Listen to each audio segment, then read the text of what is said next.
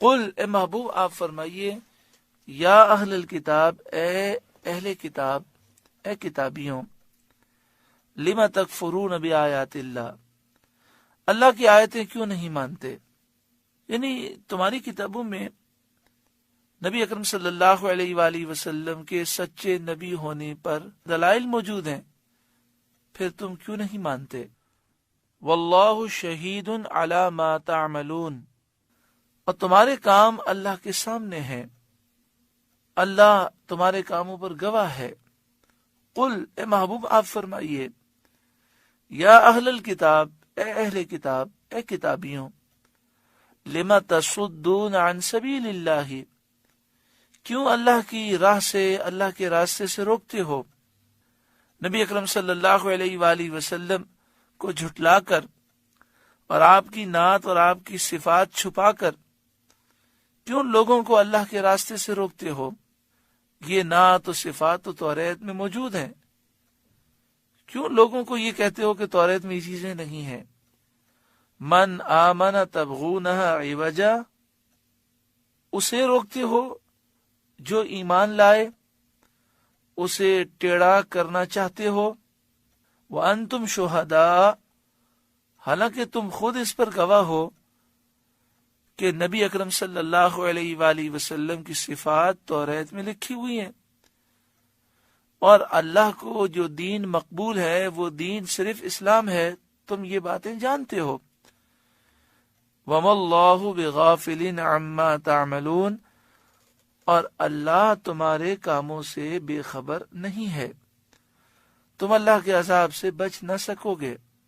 یا ایھا الذین آمنوا ان تطیعوا فریقا من الذین اوتوا الکتاب، اے ایمان والوں، اگر تم یہودیوں اور عیسائیوں میں سے کسی گروہ کے پیچھے چلو گے، ان کی باتیں مانو گے، یردوکم بعد ایمانکم کافرین، یہ تمہارے ایمان لانے کے بعد تمہیں کافر کر کے چھوڑیں گے، یہ تمہارا ایمان برباد کر دیں گے، لہذا یہودیوں اور عیسائیوں کی باتیں نہ مانو، ان سے دور رہو، ان کی تہذیب، ان کے کلچر سے دور رہو۔ اس آیت کا شان نزول یہ ہے کہ اوس اور خزرج کے قبیلوں میں پہلے بڑی عداوت تھی اور مدتوں ان کے درمیان جنگ جاری رہی۔ سید عالم صلی اللہ علیہ وآلہ وسلم کے صدقے میں ان قبیلوں کے لوگ اسلام لا کر ایک دوسرے کے دوست بن گئے، بھائیوں سے بڑھ کر محبت میں پیدا ہو گئیں۔ اوس اور خزرج جو مدینہ شریف کے قبیلے تھے، ان میں تقریباً 120 سال تک جنگیں جاری رہیں۔ اب اسلام لا کر یہ بھائی بھائی ہو گئے۔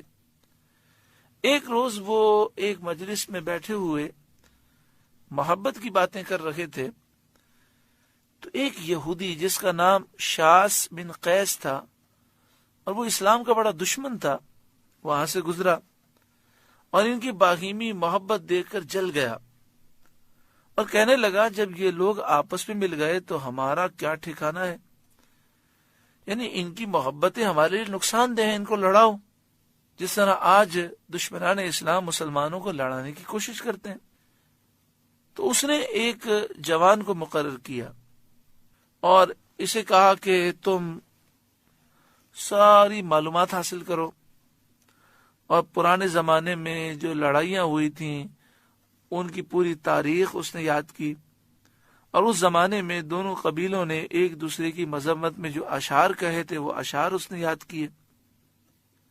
تو اس نے اس نوجوان کو مقرر کیا کہ یہ ان کی مجلس میں بیٹھ کر پچھلی لڑائیوں کا ذکر چھیڑے، اور اس زمانے میں ہر ایک قبیلے نے جو اپنی تعریف میں اور دوسروں کو حقیر سمجھتے ہوئے ان کی حقارت کے بارے میں جو اشعار لکھے تھے وہ پڑھے۔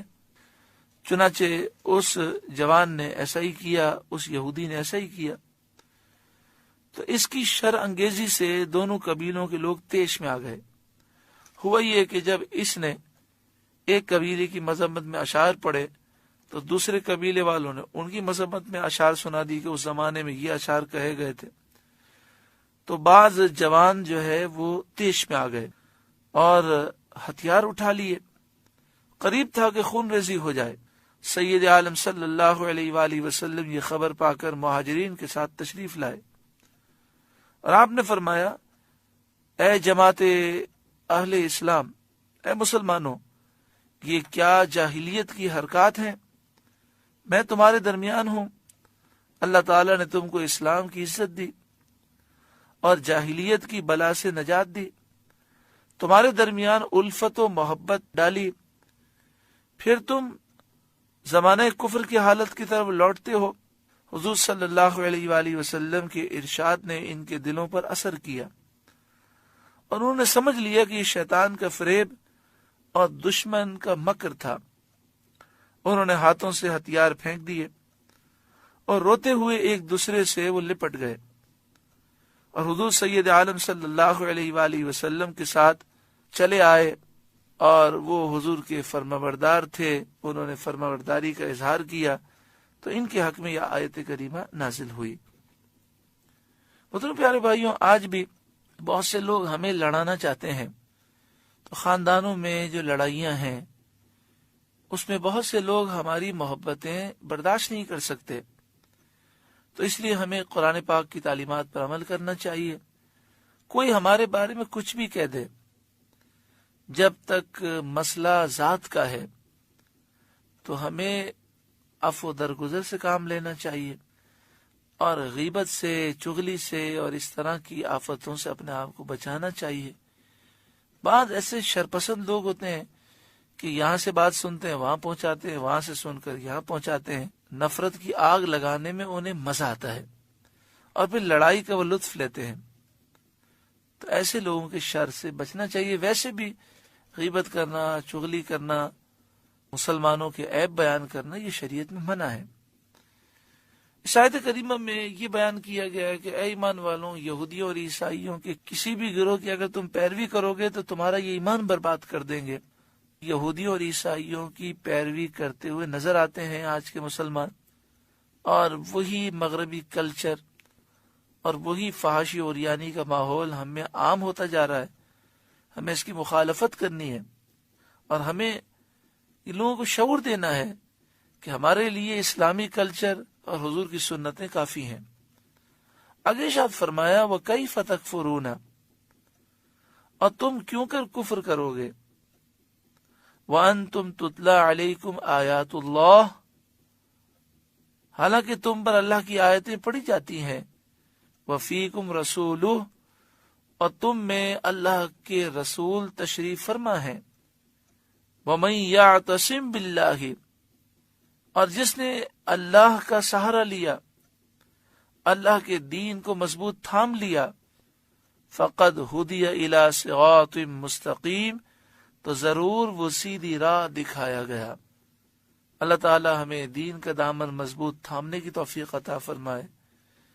دعا کریں ہم دین میں داخل ہو جائیں، دین ہمارے اندر آ جائے، دین کی برکات، نور اور جو دین کی پیاری پیاری تعلیمات ہیں ہم بھی عمل کریں، ہمارے گھر والے بھی عمل کریں، ہمارے بچے بھی عمل کریں، ہمارے دوست احباب بھی کریں، اور ہم واقعی دیندار ہو جائیں۔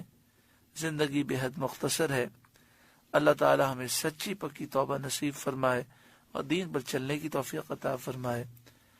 سورہ آل عمران کا 10واں رکوع مکمل ہوا۔ اللہ رب العالمین اس کی برکتوں سے اور اس کے نور سے ہمیں مالا مال فرمائے۔